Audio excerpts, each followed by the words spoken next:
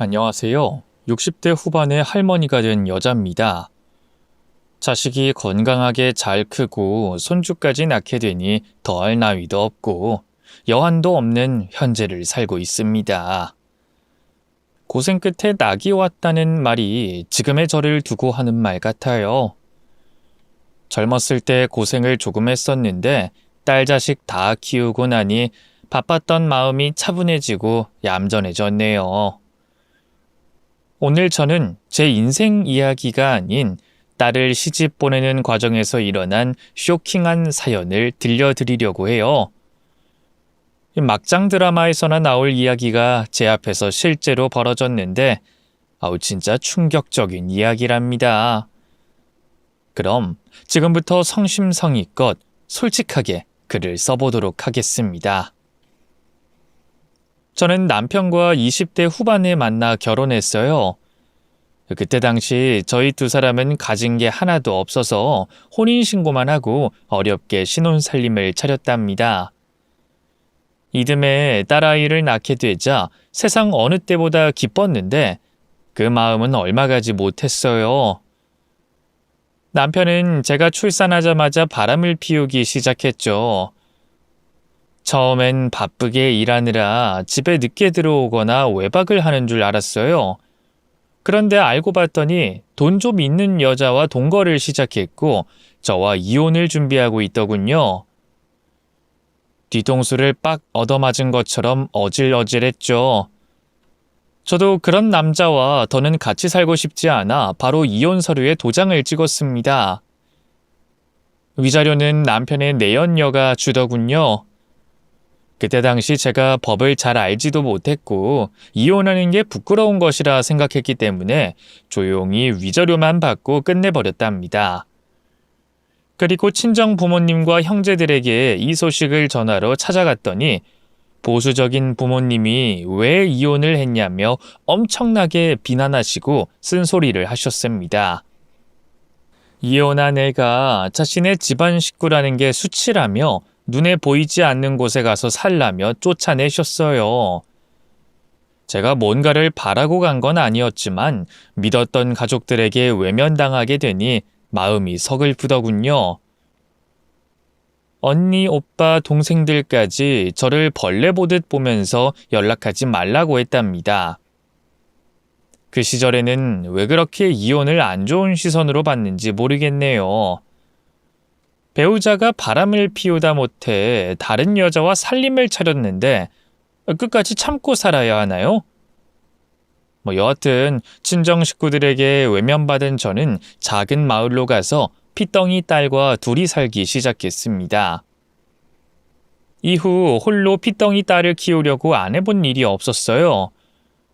먼저 아이를 돌보면서 할 수 있는 일을 찾다 보니 파출부가 제격인 것 같아 파출부를 먼저 시작했답니다. 저는 굶고 힘들어도 제 목숨보다 귀한 딸에게는 분유도 좋은 걸 먹여줬고 기저귀도 가장 좋다고 소문난 걸 사용했어요. 그렇다 보니 모이는 돈은 거의 없었고 제가 더 많이 일을 해야 했답니다. 파출부와 식당 주방 보조, 그리고 전단지 돌리는 일까지 돈 되는 일이라면 닥치는 대로 했어요. 몸이 힘들고 고되긴 했지만 건강하게 잘 먹고 크는 딸아이를 보면 저절로 힘이 나서 무슨 일이든 거뜬히 했답니다. 배운 거 없고 할 줄 아는 기술이 없었으니 힘들게 몸 쓰는 일만 수십 년을 했답니다. 그렇게 잘 자라준 딸아이는 어느새 성인이 됐고 명문대는 아니지만 지역 이름으로 시작하는 괜찮은 대학에 들어갔어요. 그리고 제 생활력을 보고 자란 덕에 딸아이 스스로 등록금을 마련해서 학업을 마쳤답니다. 더불어 회사도 대기업보다 조금 아래인 좋은 기업에 취직해서 앞가림을 하기 시작했죠. 어느새 제 나이는 환갑이 넘어갔고 몸 여기저기가 고장나기 시작했어요. 젊어서 고생을 조금 했다고 팔다리와 허리가 심하게 아팠죠. 그런데 딸의 미래를 생각하면 여기서 은퇴하는 건 이르다는 생각이 들었습니다. 그래서 저는 비교적 일을 적게 하고 보수가 센 일을 찾았습니다. 아파트 계단 청소하는 일이었는데 파출부할 때랑 급여는 비슷하긴 했지만 일하는 시간이 적어서 앞으로 10년 정도 고생해서 딸이 시집 갈 때 쓰기로 했답니다. 물론 딸애가 스스로 돈도 잘 벌고 적금도 하고 있어서 제가 굳이 도와주지 않아도 알아서 할 아이였어요. 그런데 이 부모 마음이란 게 참 그렇더라고요. 하나라도 더 해주고 싶은 건 비단 저뿐만 아니라 지금 제 이야기를 듣는 여러분도 마찬가지일 겁니다. 그렇게 딸아이는 30이 조금 넘자 결혼하겠다고 남자를 데리고 왔어요. 뭐 하는 사람인지 귀뜸을 해주지 않아 처음 집으로 데려온 날 알게 됐죠. 반가워요. 우리 딸이랑 1년 가까이 사귀었다고? 네, 어머님. 진작에 인사드렸어야 했는데 바쁘다는 핑계로 이제야 왔네요. 앞으로는 종종 찾아뵙겠습니다. 그리고 저 수진이랑 결혼하고 싶습니다, 어머님. 결혼? 아이고야, 우리 딸이 시집 가겠다고 남자친구를 데리고 오는 모양이네. 요즘 추세가 젊은 사람들이 결혼을 늦게 한다고 해서 내 딸도 늦게 할 줄 알았는데. 그래요. 결혼하겠다고 하니 몇 가지만 물어볼게요. 초면에 실례되는 말이지만 내 딸을 굶길 직업인지 궁금하네요. 뭘 하고 있어요? 제 물음에 예비사위는 기분 나빠하지 않고 시원하게 대답했습니다. 그런데 대답을 듣고 제가 크게 놀라고 말았답니다. 의사라고요? 그것도 치과 의사? 개인 병원을 운영한다는 게 정말이에요? 네, 어머님. 그런데 너무 놀라지 마세요. 그냥 평범하게 작은 동네에서 하고 있거든요. 아니, 아무리 작은 동네여도 의사잖아요. 나야 의사 사위 두면 너무나 좋은 일이긴 하지만 현숙은 집에서 허락을 하실까요? 냉정하게 말해서 두 사람 결혼이 쉬울 것 같진 않은데. 저는 치과 의사라는 말이 좋으면서도 괜히 노파심에 딸 걱정을 했습니다. 행여나 무시당하거나 시짜지를 당하는 게 아닐까 하는 생각이 들었죠. 그렇게 되면 결혼을 안 한 것보다 못한 인생을 사는 거니까요. 그렇게 질문했더니 예비사위는 아주 당당하게 허락받을 거라 하더군요. 그 말을 곧이곧대로 믿은 저는 딸아이를 위해 모아왔던 통장을 내어줬습니다. 수진이는 그 돈을 어떻게 받냐며 제 노후 자금으로 쓰라고 했지만 억지로 전해주면서 말했답니다. 네가 이걸 받아줘야 엄마 마음이 편해져. 너 엄마 성격 모르지 않잖아. 수진이 너는 엄마한테 전부야. 내 목숨보다 귀한 자식이라고. 엄마 아무리 그래도. 알겠어, 받을게. 대신 내가 매달 용돈이랑 생활비 챙겨줄게. 내 남편이 의사니까 효도 제대로 할게. 이거 사. 남의 집 귀한 아들 돈을 내가 어떻게 쓰겠니? 엄마는 아직 일할 수 있는 나이야. 내 몸이 허락만 한다면 100살까지 일하면서 살 거라고. 그렇게 딸아이에게 제가 모은 재산을 건네주며 상견례 날을 기다렸습니다. 그런데 며칠 뒤 시댁에 인사를 다녀왔다는 딸의 표정이 좋지 않았어요. 혹시나 했더니 시모라는 사람이 제 딸을 반대했답니다. 저는 부족한 부모라서 뭐라 해줄 말이 없었어요. 제가 잘난 집안 사람이라면 결혼이 수월했을 텐데 저 때문에 결혼이 파토난 것 같아 몹시 우울했답니다. 저는 의사 사위를 포기하고 딸아이가 다른 좋은 남자를 만나리라 믿었습니다. 그런데 얼마 뒤 의사 사위가 다시 찾아왔습니다. 저와 딸에게 죄송하다는 사과로 말을 시작했는데 자기 엄마와 크게 다투고 난 뒤 결혼 승낙을 받았다는 겁니다. 그리고 그때 알게 된 사실 하나가 있었는데 예비 사위의 엄마는 계모라고 하더군요. 돌아가신 사돈 어른이 20년 전에 재혼한 새엄마라는 겁니다. 사위는 계속 결혼 반대를 하면 모자의 인연을 끊겠다는 망언을 하고 나서야 결혼 허락을 받았다고 말했어요. 이보게 현숙은, 그 아무리 친엄마가 아니어도 길러준 모친한테 천륜을 끊겠다고 했다니. 자네 너무 심한 거 아닌가? 어머님, 저희 엄마는, 그러니까 어머님이 생각하는 그런 엄마가 아니에요. 제가 10살 때부터 키워주시긴 했지만 그게 전부가 아닙니다.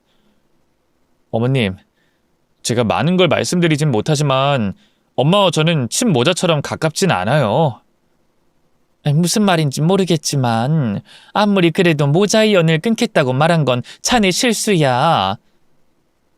저는 예비사위가 어떤 유년기를 보냈는진 모르지만 그래도 키워준 은혜를 저버리는 건 아니라고 일러줬습니다. 그리고 제가 당부한 대로 사돈한테 꼭 사과하겠다고 하더군요. 그제야 저는 딸과 사위의 결혼을 허락하겠다고 다시 말했고 그동안 마음고생한 딸에게 축하한다고 쓰다듬어 줬습니다. 그렇게 얼마 뒤 상견례를 치르게 됐는데 예비사돈은 제가 생각했던 것보다 훨씬 더 까칠하고 대하기 어려운 상대였습니다.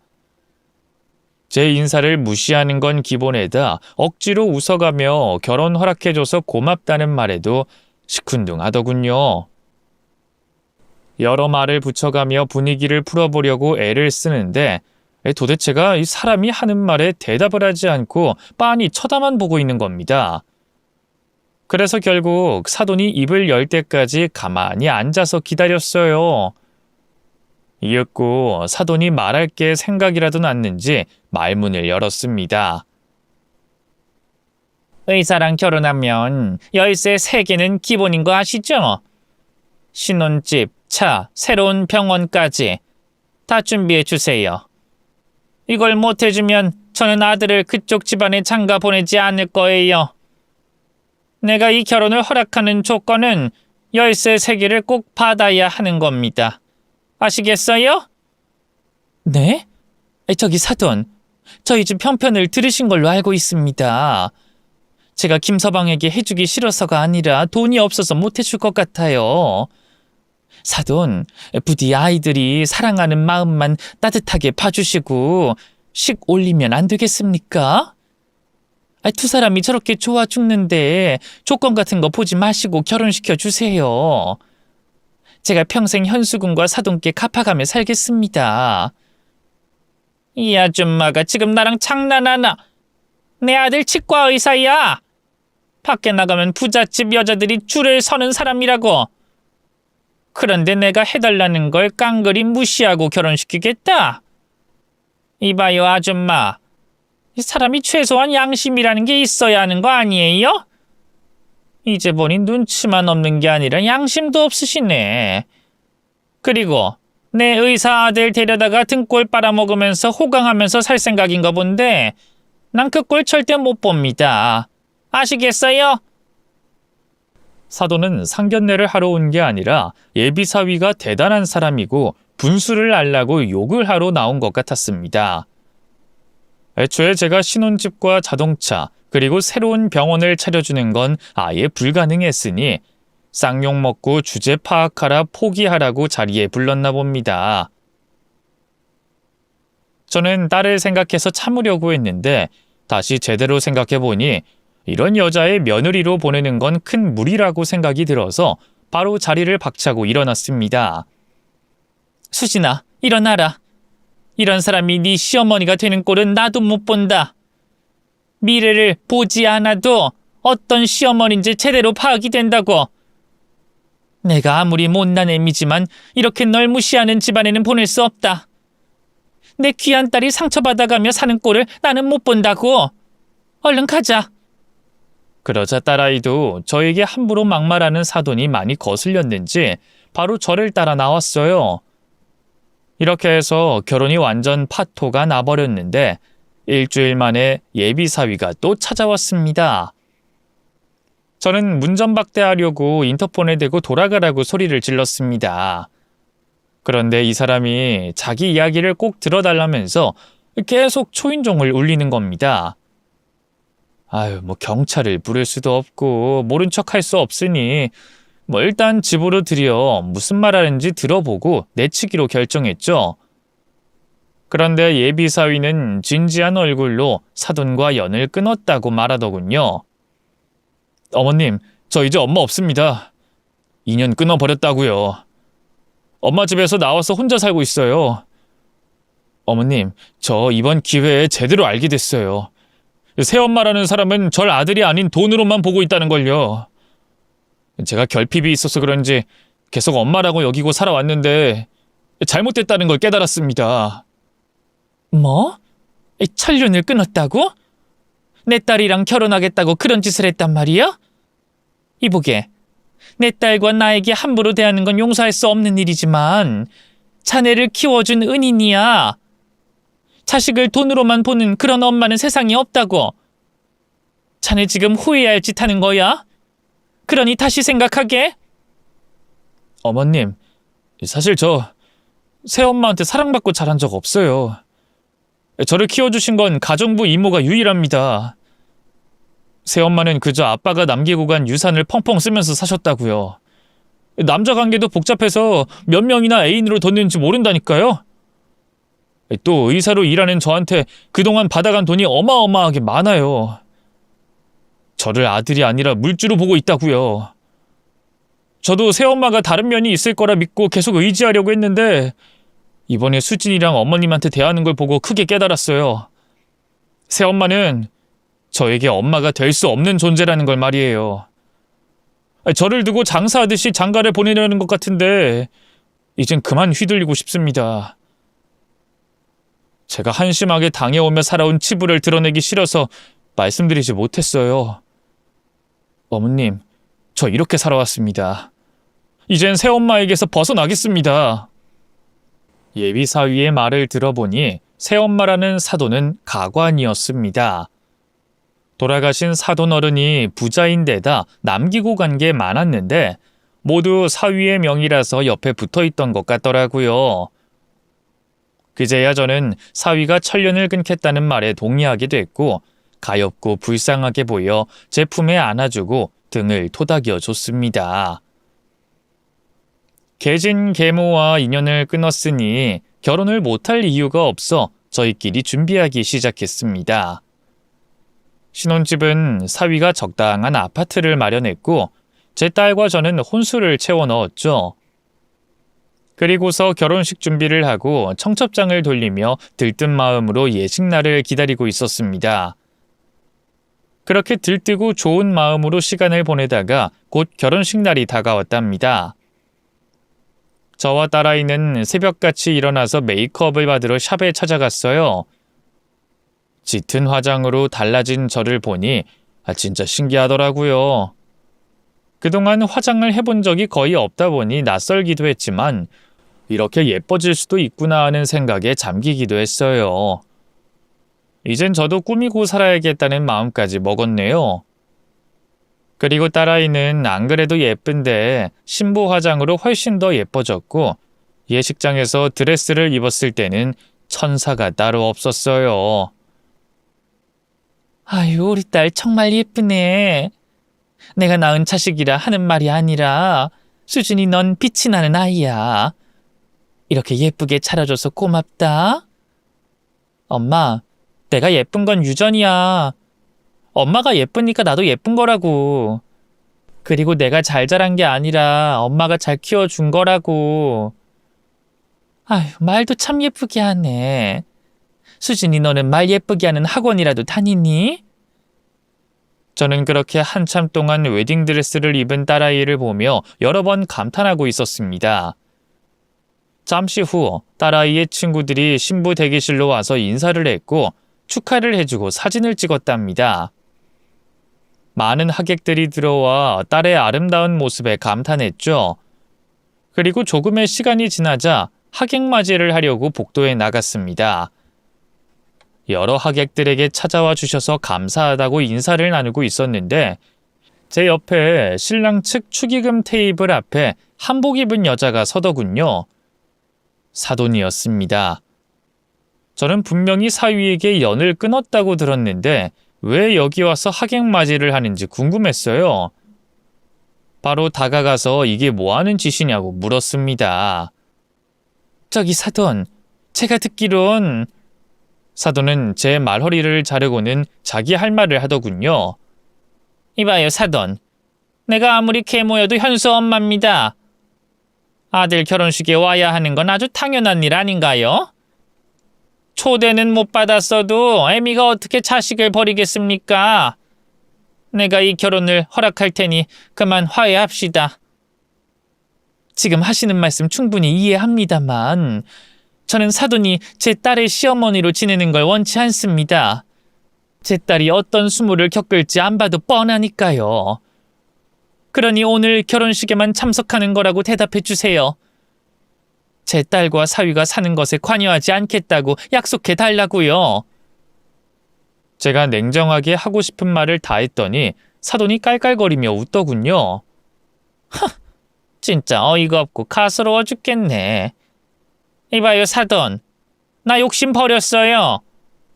당신 내가 병원, 집, 차 안 해줘도 이해하기로 했다고요. 대신 다른 조건만 채워주면 내가 모두가 행복한 일을 제안하겠어요. 그 사돈이 파출부를 오래 했다고 했죠? 그럼 내 집에 와서 파출부 노릇하세요. 몸으로 때우시라고요. 내 집과 당신 사위 집에서 식모 노릇하라고요. 그럼 내가 다 양보하고 이 결혼 허락하겠습니다. 뭐라고요? 나더러 당신 식모가 되라고요? 정말 기가 막혀서 말이 안 나오네. 내가 생각했던 것보다 훨씬 더 상식 없는 사람이네요. 당신 여기서 나가. 못 나가겠다면 사위 데려오겠어. 자식한테 욕먹고 쫓겨나야 정신 차릴 것 같으니까. 인연이 어디서 남의 아들을 들먹거려? 야, 내 아들은 내가 잘 구슬리면 이 결혼 쪽내고도 남는 애야. 내가 그동안 얼마나 잘 길들였는데. 이봐, 식모. 그냥 내가 시키는 대로 납작 엎드려서 내 노예가 되겠다고 약속해. 그럼 결혼식이 무탈하게 이뤄질 거야. 그렇지 않으면 사람 많은 데서 다 찢어발겨버릴 거야. 저는 사돈의 말을 듣고 정말이지 이 결혼은 안 되겠다 싶더라고요. 사위가 아무리 연을 끊고 다시는 사돈을 만나지 않겠다고 해도 이런 식으로 찾아와 남의 오장육부를 뒤집을 생각을 하니 지금이라도 딸에게 설득해서 파혼해야겠다 판단했습니다.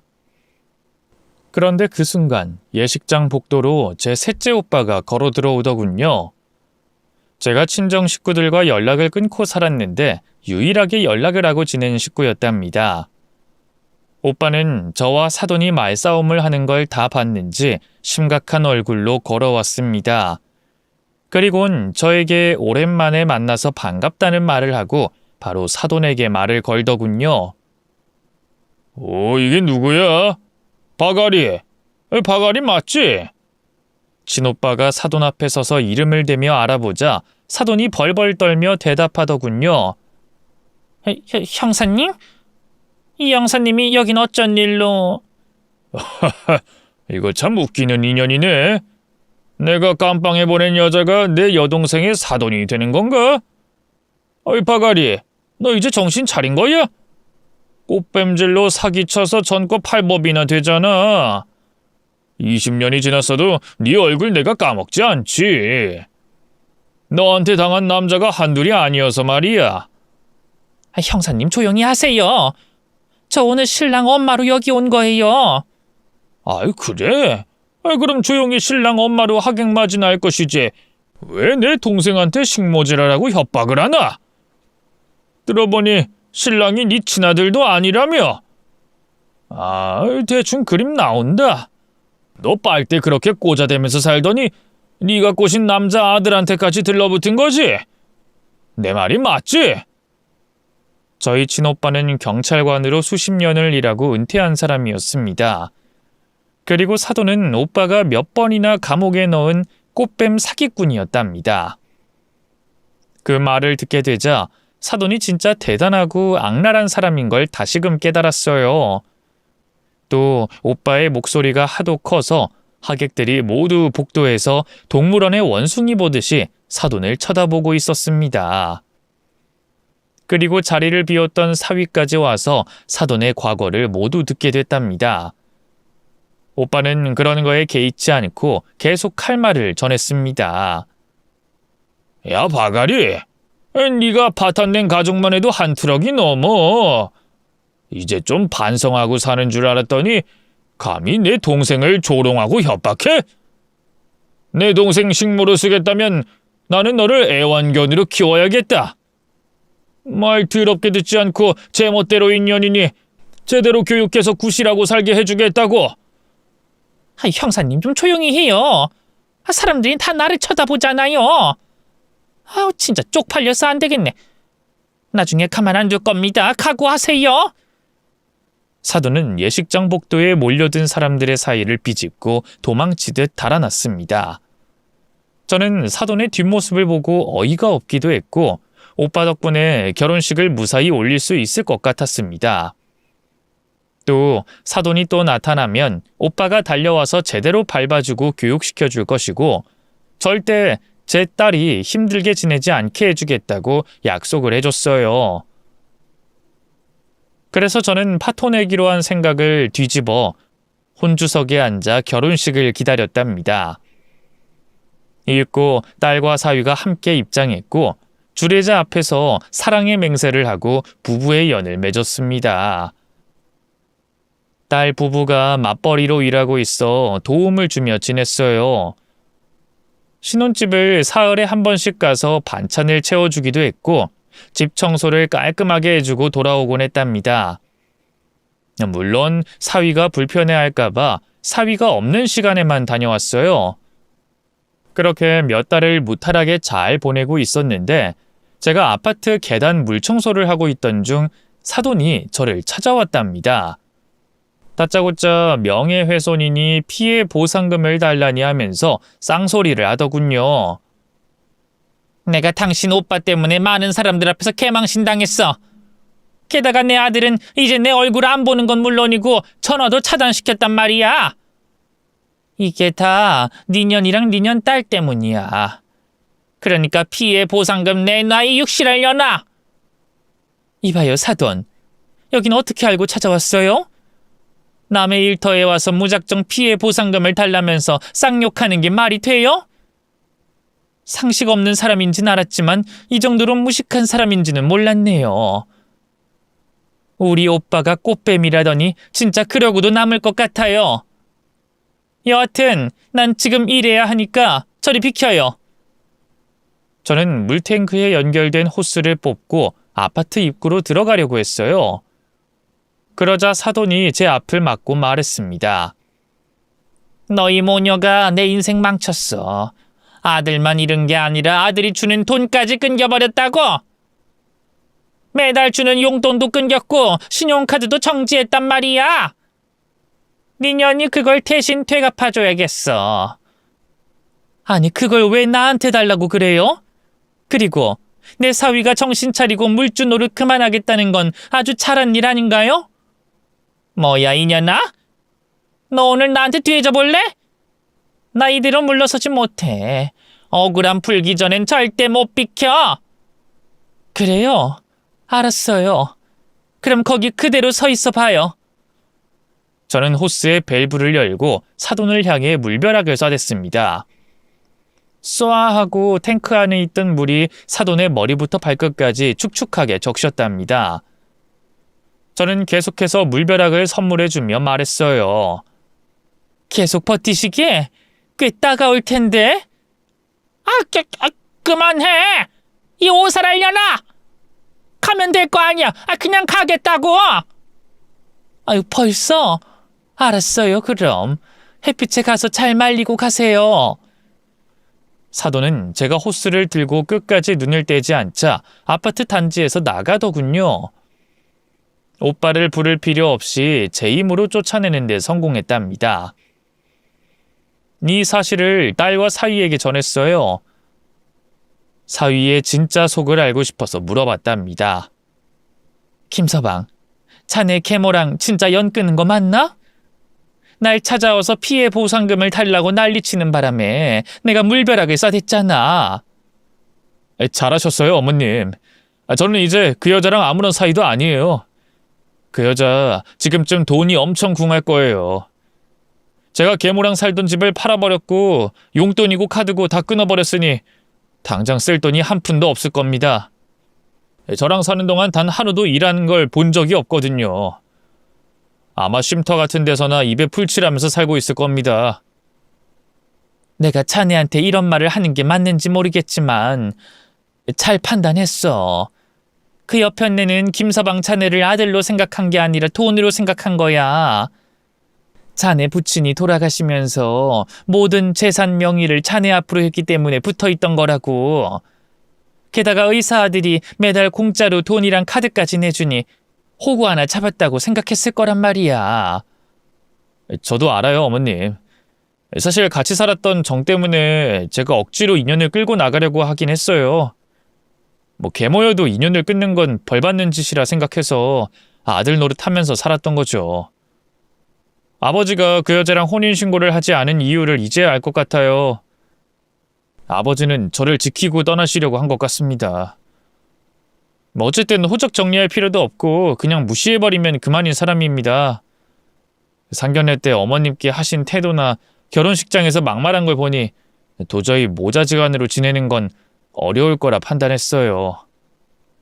또 어머님 일하시는 곳을 찾아가 돈 내놓으라고 협박했다는 걸 들으니 미운 정도 다 떨어져 나갔다고요. 아휴, 돈이 뭔지. 여하튼 지금 가장 속이 썩어가는 사람은 김서방 자네일 텐데 밝은 모습으로 지내주니 고마워. 내 주제에 이런 말 해도 될지 모르겠는데 앞으로는 내가 김서방 자네에게 엄마 같은 사람이 돼줄게. 자네에게 뭘 바라고 하는 말이 아니야. 저도 알죠. 어머님이 어떤 분인지 아주 잘 안다고요. 제가 용돈이랑 카드를 드리겠다고 해도 한사코 거절하시고 아파트 물청소도 계속 하시겠다고 하시고 정말 대단하세요, 어머님. 그런데 올해까지만 하시고 그만두시는 거예요? 그때부터는 이 아들내미한테 효도 받고 사시라고요. 제 사위는 이런 사람이었습니다. 어떤 사람이라도 귀하고 소중하게 여기는 사람이었죠. 사위가 하는 말과 행동을 보면 그동안 계모를 끝까지 보듬어주고 이해하고 살았는지 알 것도 같았습니다. 이렇게 계모의 모습이 보이지 않았는데 어느 날 사위가 고소장을 받았답니다. 돌아가신 사돈 어른의 재산을 혼자 독차지했다며 유산 분할을 요구하는 계모의 고소장이었습니다. 저는 그 소식을 듣고 어처구니가 없어 화도 나지 않더군요. 세상에 이런 사람이 존재한다는 게 신기할 뿐이었습니다. 친모도 아니고 계모인데다 제대로 육아와 살림을 한 것도 아니고 돈만 펑펑 쓰던 인간이 이렇게 뻔뻔하게 유산 분할을 해달라고 하니 기가 막히더군요. 사위는 그 고소장을 보고 아무렇지 않게 전화 몇 통을 돌려서 변호사팀을 꾸렸답니다. 계모가 그동안 사치를 부린 증거 자료를 모으고 사위의 집에서 일했던 가정부들을 모두 한자리에 모으고 동네 주민들의 증언과 탄원서까지 모두 입수했답니다. 법원에 가서 사위와 계모가 충돌했는데 역시나 싸움이 되지 않았어요.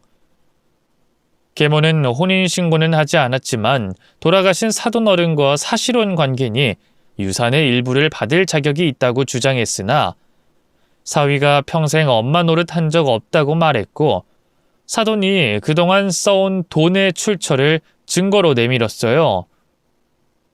사돈은 그동안 인터넷 도박을 꾸준히 해왔고 허구한 날 호스트바에 가서 돈을 뿌리며 놀았다는 증거가 있었어요. 그 증거를 보면 판사님이 아니라 길 가는 사람을 아무나 붙잡고 물어도 계모는 엄마 자격이 없는 사람이었습니다. 이렇게 맞서송으로 붙은 두 모자의 싸움은 당연히 사위의 완전한 승리였습니다. 재산을 한 푼도 주지 않아도 된다고 선고가 내려졌습니다. 계모는 법정에서 소리를 고래고래 지르며 억울하다고 했답니다. 도대체 뭐가 억울한지는 모르겠지만 아무래도 돈줄이 끊겨버렸으니 미쳐 돌아버린 것 같았네요.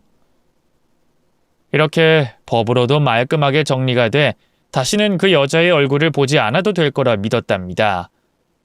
그런데 넉 달 뒤쯤에 어느 비 오는 오후였어요.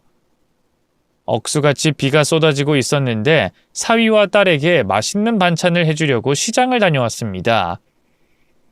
현관문의 비밀번호를 누르고 집 안으로 들어갔더니 누군가 소파에 앉아서 담배를 피우고 있더군요. 저는 경악하며 소리쳤습니다.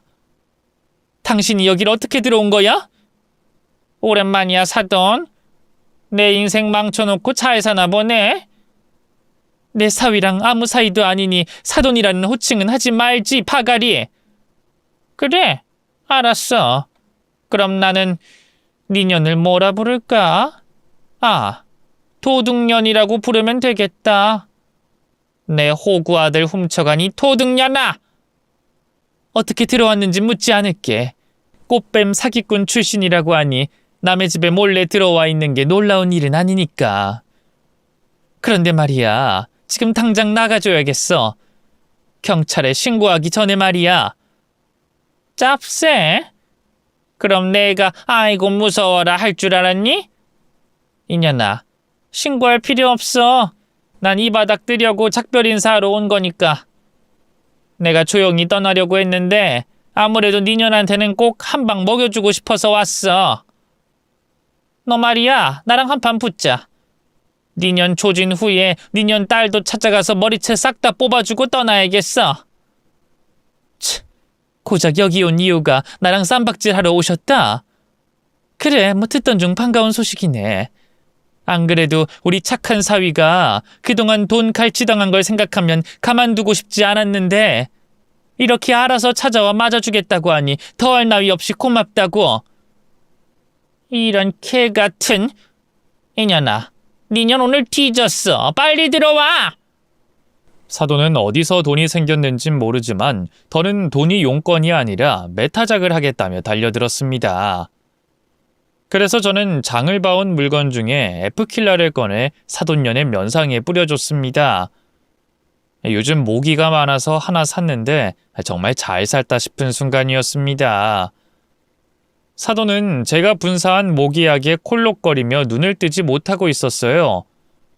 그 순간 저는 바로 사돈의 머리채를 잡고 귀싸대기를 날리기 시작했습니다. 오른뺨, 왼뺨을 번갈아 가면서 시뻘개지도록 따귀를 날리고 바닥에 때려 눕혔답니다. 어이 파가리, 이 몰상식한 개모년아. 나 때려잡겠다며. 그런데 겨우 이 정도야? 빨리 덤벼보라고.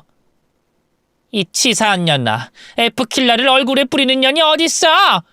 아, 이건 반칙이야. 니년이 내 사위 등골 뽑아먹으려고 한 것도 반칙이야. 그런 반칙왕인 니년한테 내가 정당하게 싸움질을 해줄 거라 생각했니? 이년아, 넌 오늘 내 집에 들어온 걸 평생 후회하게 될 거야. 엄살 부리지 마, 이년아. 이제 시작이니까. 저는 누워있는 사돈의 얼굴과 몸을 사정없이 때리고 밟았습니다. 악소리가 나며 난리를 치는데 저는 조금도 봐줄 마음이 없었습니다. 제 사위에 대한 복수도 하고 우리 식구들 앞에 다시는 얼씬도 못하도록 제대로 뜨거운 맛을 보여줄 생각이었습니다. 저는 그렇게 사돈을 사정없이 패고 있었는데 현관 밖에서 경찰이라고 외치며 문을 두드리고 소리치더군요. 이에 저는 개모년에게 물었습니다. 야, 네가 경찰서에 신고했냐? 내가 미쳤냐? 남의 집에 몰래 들어왔는데 짭새를 부르게? 그럼 왜 경찰이 온 거지? 너 조금만 기다려라. 잠깐 휴식하고 있으라고. 그렇게 말하고 현관문을 열었더니 사복경찰 2명과 저희 오빠가 서 있었습니다. 오빠? 오빠가 여긴 웬일이야? 우리 집에 놀러 온 거야? 놀러 온 건 아니고 볼 일이 있어서. 아, 저기 예상대로 바가리가 있네. 자, 들어가서 잡아. 오빠가 손짓하며 말하자 형사들이 거실로 들어가 계모의 팔을 꺾고 미란다 원칙을 고지하며 쇠고랑을 채우더라고요. 저는 이게 무슨 일인가 싶어 오빠한테 물었습니다. 오빠, 지금 상황이 어떻게 된 거야? 뭐가 뭔지 하나도 모르겠어. 저 여자가 무슨 짓을 해서 체포되는 거고 여기 있는 건 어떻게 알고 온 거야? 그게 말이야. 저 바가리 꽃뱀년이 돈이 궁했는지 시골 노친네들을 여럿 꼬셨나 봐. 동시에 여러 할아버지들이랑 연애하면서 사업자금 빌려달라고 했대. 그렇게 몇 억 사기 쳐먹고 어디론가 날라버린 거지. 그런데 피해자 노인들이 전현의 신상을 제대로 모르고 있더라고. 이름도 가명을 쓰고 나이도 속이는 바람에 경찰들이 난항을 겪었어. 시골이라 CCTV도 교묘하게 다 피해 다녀서 잡기 어려웠다고. 그래서 저기 머리 짧은 형사 보이지? 저 친구가 내 후배인데 사기꾼 많이 잡은 나한테 자문을 구하러 왔어. 노인들이 말한 대로 그려준 몽타주를 들고 왔더라. 난 몽타주 단번에 알아봤지. 저 꽃뱀 사기꾼 바갈이라는 걸 말이야. 그래서 후배가 영장 발부하고 핸드폰 마지막 위치 검색했더니 이 근처 찜질방으로 뜨더라고. 이후 행적이 나오지 않았지. 그래서 내가 혹시나 너를 찾아왔을 거란 생각이 들어서 후배들 데리고 온 거야. 저는 그 말을 듣고 기가 막혀서 헛웃음이 나왔습니다. 그러니까 계모년이 또 꽃뱀짓해서 노인들 등쳐먹었다는 거야? 이야, 진짜 대단한 년이네. 자기 양아들한테 돈 못 받고 사니까 바로 사기 쳐먹다니. 인간 쓰레기가 따로 없네. 분리수거도 안 되는 패급 쓰레기. 그런데 오빠도 대단하다. 몽타주 보고 계모년인 걸 알아챈 건 이해하겠는데 우리 집에 있는 건 어떻게 알았어?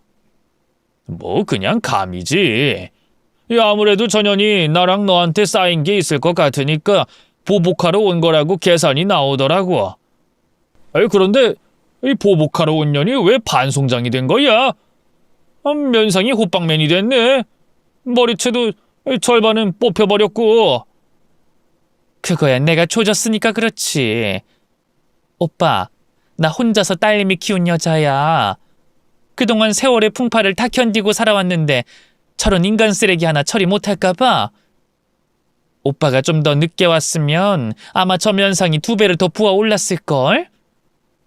아이, 그래, 고생했다. 바가리가 무단 침입해서 널 공격하려고 했는데 정당방위로 조진 거니까 아무 일 없을 거야. 이 오빠가 후배들한테 잘 말해줄 테니까 넌 신경 쓰지 말고 있어. 응, 고마워, 오빠. 그럼 저 계모는 어떻게 되는 거야? 감옥에서 오래 썩어? 뭐 길면 7년, 뭐 짧으면 5년, 뭐 그 정도 될 거야. 사기친 돈은 아직 쓰지 않은 것 같으니 피해자들한테 돌려줄 수 있을 거고. 이제 다 끝났어. 저 여자가 널 또 찾아오는 일은 없을 거야. 아니다. 뭐 찾아와도 걱정하지 않아도 되겠다. 네가 저렇게 반쯤 조져놓은 걸 보니 마음이 놓인다. 내 동생 이혼하고 식구들이 아무도 찾지 않아서 서운했지? 부모님 돌아가시고 형제들은 다들 등 돌리고 살고 있어. 부모님이 남겨둔 유산은 없지만 이 보험금을 큰형한테만 남겨줬거든. 그것 때문에 다툼이 심하게 있었는데 결국 큰형이 보험금을 다 가지면서 모두 등을 돌리고 살고 있다. 한심들 하지? 오빠는 계모의 말을 끝내고 갑자기 친정 이야기를 꺼냈습니다. 모두 잘 살고 있지 않을 것 같아 솔직히 속은 편했어요. 이제 저는 머쓱한 미소를 지으며 대답했죠. 그냥 뭐 이젠 아무렇지도 않아. 다들 안 보고 산지 오래돼서 남 같아. 그렇겠지. 그때 당시엔 이혼한 여자를 왜 그리 무시했는지 이 오빠도 널 부끄러워한 적이 있어. 정말 미안하다. 괜찮아. 오빠가 유일하게 나를 찾아준 사람이잖아. 그거면 됐어. 나한텐 자식도 있고 사위도 있어. 그리고 곧 손녀도 태어나. 아유, 그래? 아이, 축하한다. 그럼 나중에 손녀 돌잔치에 오빠 불러줘라. 난 동생이랑 등 돌리고 살고 싶지 않으니까. 저희 남매가 대화를 나누는 동안 계모는 형사들에게 끌려 현관 앞에 섰습니다. 저에게 시선을 돌리며 말문을 열더군요. 야, 도둑년! 내 돈줄 아들 훔쳐간 것도 모자라 날 감옥에 보내? 내가 완벽하게 사기를 치고 이 나라를 뜨려고 했는데 네 년이 또 걸림돌이 됐어. 도대체 너 뭐하는 년이야? 뭐하는 년이긴 사기꾼 잡아넣는 응징자지. 너 나중에 출소해서 나 보고 싶으면 또 찾아와. 그때는 2배로 조져줄 테니까. 나쁜 년, 넌 내가 반드시 복수할 거야. 도둑년인 네가 훔쳐간 내 아들 다시 되찾아올 거라고. 내 사위는 물건이 아니야. 이젠 네 년이 아무리 길들이려고 해봐도 절대 못할걸. 내가 옆에서 꿋꿋하게 버티고 있으니까 말이야. 아우! 이 도둑년이 뚫린 입이라고 멋대로 짓거리네. 너 정말 끝장내고 말겠어. 사돈이 악을 쓰자 오빠가 두꺼운 손으로 사돈의 머리통을 한 대 날렸습니다. 이 시끄러워 이 꽃뱀년아. 너는 어떻게 나이를 처먹어도 변하질 않니? 너 내가 백 써서 빡센 교도소 보낼 줄 알아? 나이 어린 년들한테 빌빌 기면서 썩게 해주겠다고. 그렇게 사돈은 형사들에게 끌려나가 경찰차를 타고 떠나갔습니다. 그리고 오빠는 다음을 기약하고 돌아갔어요. 저는 사위와 딸의 집에 찾아가 계모에 대한 이야기를 다 들려줬습니다. 이젠 감옥에서 썩게 돼 다시는 눈앞에 나타나지 않을 거라 말해줬죠. 그러자 사위가 저에게 고맙다는 인사를 하며 제안 하나를 하더군요. 어머님, 전 어머님 아니었으면 아마 아직까지도 그 계모한테 돈 갖다 바치며 멍청하고 어리석은 삶을 살고 있었을 거예요. 그런데 어머님 만나고 나서 제대로 된 삶을 찾았잖아요. 어머님, 감사합니다. 그래서 드리는 말씀인데 저희가 어머님을 모시고 살면 안 될까요? 뭐? 나랑 같이 살자고? 얘 됐다. 난 너희들한테 짐이 되기 싫다고. 그리고 인생은 혼자 사는 게 최고야. 내가 요새 얼마나 편하게 사는 줄 아니? 그러자 사위가 진지한 얼굴로 말하더군요. 어머님, 지난번에 저한테 엄마가 돼준다는 말씀하셨죠? 저 진짜로 어머님을 엄마로 여기며 지내보고 싶어요. 생각해보니 제가 엄마라는 존재가 그리워서 계모랑 같이 사는 걸 참아온 것 같아요. 그러니 이제 어머님이 제 엄마가 돼주세요. 저희랑 같이 살아보자고요. 엄마.